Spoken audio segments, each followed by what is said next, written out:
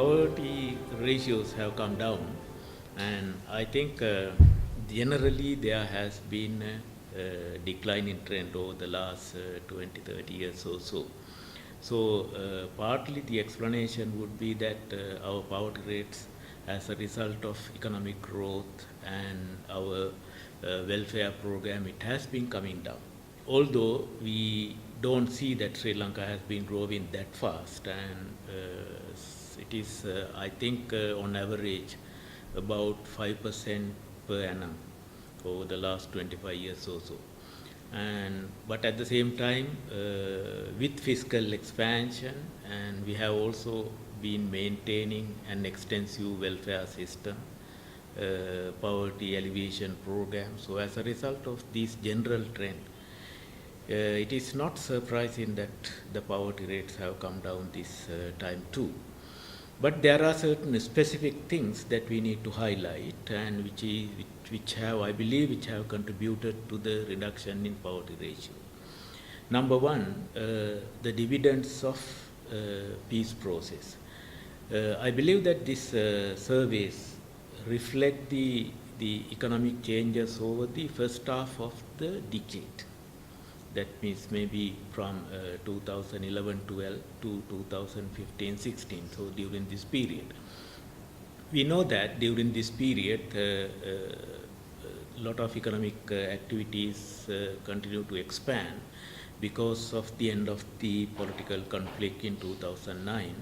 So North and East and also North Central provinces, their underutilized capacity would have been utilized, generating income to the rural poor, particularly on those parts of the island. And at the same time, it has stimulated the economic activities in the south as well. So as a result of this process, the economic revival process at the end of the war, so this would have had positive impact on the reduction of poverty ratio. That is number one. Number two, we have also seen an increase in fiscal expansion towards the rural sector of this country.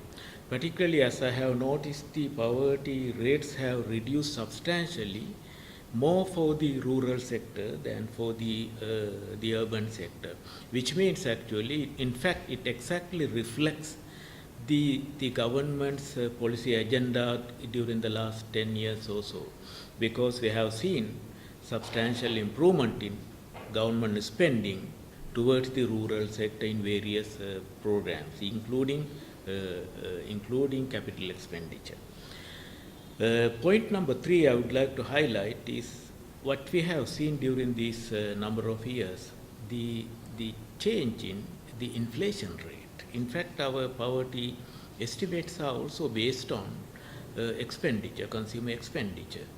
So we have seen a reduction in inflation rates, particularly after the global economic crisis, and that's a global phenomena.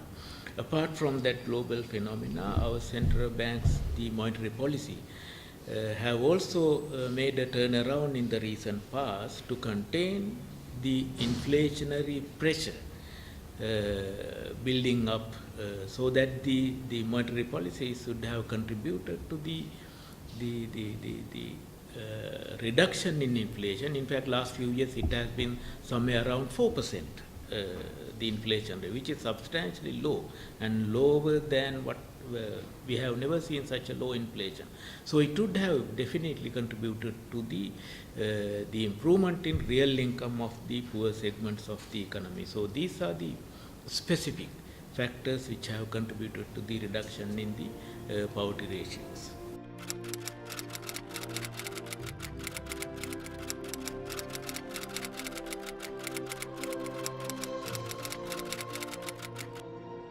My understanding is actually poverty and inequality, these are two different issues. And so because of that, poverty may come down even with an increase in inequality. Of course, it has not happened in Sri Lanka, although marginally there has been a reduction in inequality. But what I would say that the inequality can even rise even though poverty can come down, poverty ratio can come down. Now, why is that?